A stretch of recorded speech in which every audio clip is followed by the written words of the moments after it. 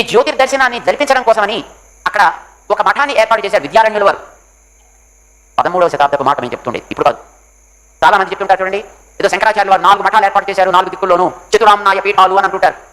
ఈ చతురామ్నాయ పీఠాలంటే పూరి జగన్నాథంలో ఒకటి, ద్వారకలో ఒకటి, జ్యోతిర్మఠంలో ఒకటి, శృంగేరిలో ఒకటి, ఇలా 4 మఠాలు ఏర్పాటు చేశారు. శంకరాచార్యులు వారు ఏర్పాటు చేయాల. శంకరాచార్యులు వారు 32 ఏళ్ల వయసులో ఉత్తర భారతానికి వెళ్ళారు, హిమాలయాల్లోకి. తిరిగి వచ్చిన చరిత్ర లేదు.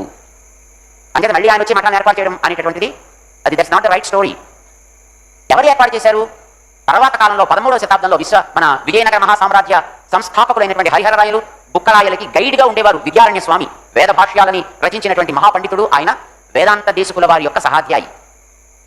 ఆయన విజయనగర మహాసామ్రాజ్యాన్ని ఏర్పాటు చేశాడు. ఆయన ఏర్పాటు చేశారు ఈ 4 పీఠాలని. ఆయన కాలంలో పంచాయతనాన్ని ఇంట్రడ్యూస్ చేసింది కూడా ఆయనే. శంకరాచార్యుల వారి కాలంలో పంచాయతనం ఆయన ఆరాధన చేయలేదు. ఆయన నారాయణ పరాయణుడు, ఆది శంకరాచార్యుల వారు అని చెప్పేటటువంటి మహనీయులు. శుద్ధ వైష్ణవుడైన తత్వం అద్వైత తత్వం, కానీ ఆయన ఉత్తమ వైష్ణవుడు. ఆయన రాసినటువంటి వ్యాఖ్యానాలు ఉన్నాయి మనకి, భగవద్గీతకి, బ్రహ్మసూత్రాలకి, ఉపనిషత్తులకి. ఎందులో మనం చూసిన శుద్ధమైనటువంటి స్పష్టమైనటువంటి నారాయణ పరతత్వ ప్రతిపాదన ఆయన బల్లబుద్ధి చెప్పినట్టు ఉంటుంది. ఇంకా అక్కడక్కడ రామానుజుల వారి మొహమాట పడి సర్వేశ్వరేశ్వర అని వాడుతుంటారు, కానీ శంకరాచార్యుల వారి అట్లాంటి మొహమాటాలు ఏం లేవు. నారాయణ, వాసుదేవ, విష్ణు స్పష్టంగా. శ్రీమాత్ర నమః.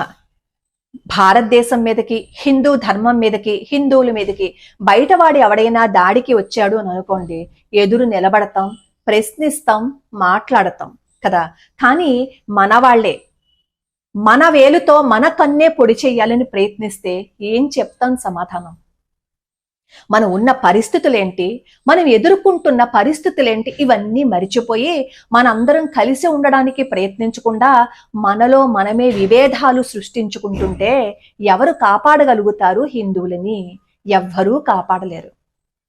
ఒక ఆయన మాట్లాడుతూ అంటారు కదా, అసలు శంకరులు ఈ శంకర పీఠాలని స్థాపించలేదు, విద్యారణ్యుల వారు స్థాపించారు. కానీ విద్యారణ్య విజయంలోనే శంకరాచార్య స్వామి వారు 4 పీఠాలని స్థాపించారని ఆయన రాసిన ఆ శంకర విజయంలోనే ఉంటుంది. అంటే అక్కడ విద్యారణ్యుల వారు అబద్ధం చెప్పారు అని అంటారా? అలాగే శంకరులు పంచాయతనం ఇవ్వలేదుట. అసలు ఈ హిమాలయాలు వెళ్ళిన శంకరులు వెనక్కి తిరిగి రాలేదుట. ఆహా, ఎంత చక్కగా చెప్పారు స్వామి.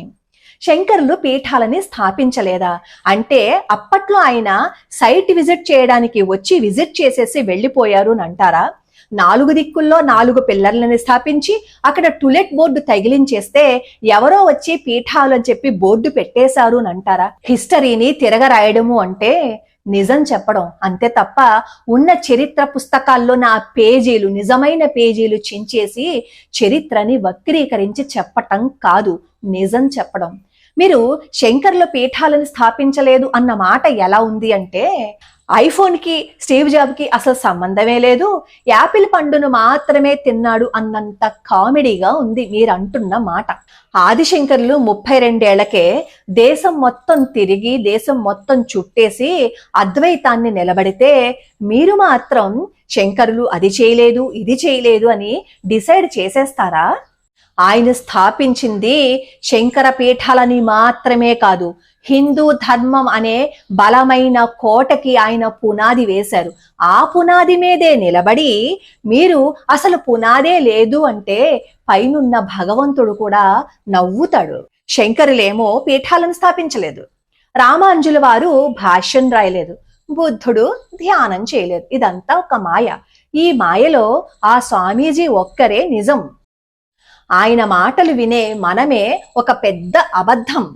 అద్వైతం అంటే 2 లేవు అని చెప్పడం అంతే తప్ప ఏమీ లేదు, నేనే గొప్పవాణ్ణి అని చెప్పటం కాదు. ఎందుకు అంత ద్వేషం? ఎందుకు అంత ద్వేషాన్ని పెంచుకుంటున్నారు? ఇప్పుడున్న పరిస్థితులేంటి, మనం ఏం చెయ్యాలి అది మరిచిపోయి మనం ఉన్న పరిస్థితులేంటి, మనం మాట్లాడుతున్న మాటలేంటి, ఒక్క నిమిషం అర్థం చేసుకోండి. హిందువులందరూ కలిసి ఉండకపోతే ఇలాగే మనలో మనం బురద జల్లుకుంటూ ఉంటే ఎవడో వస్తాడు, ఈ దేశాన్ని హస్తగతం చేసుకుంటాడు. హస్తగతం చేసుకున్న తర్వాత అప్పుడు మనం వాడి కింద బానిసల్లాగా బ్రతుకుదాం. వాడి కింద బానిసల్లాగా బ్రతకడానికి మనం ఇష్టమే గాని శంకరులు, రామానుజులు, పరమేశ్వరుడు, శివుడు కలిసి ఉండడం ఎవరికీ ఇష్టం లేదు.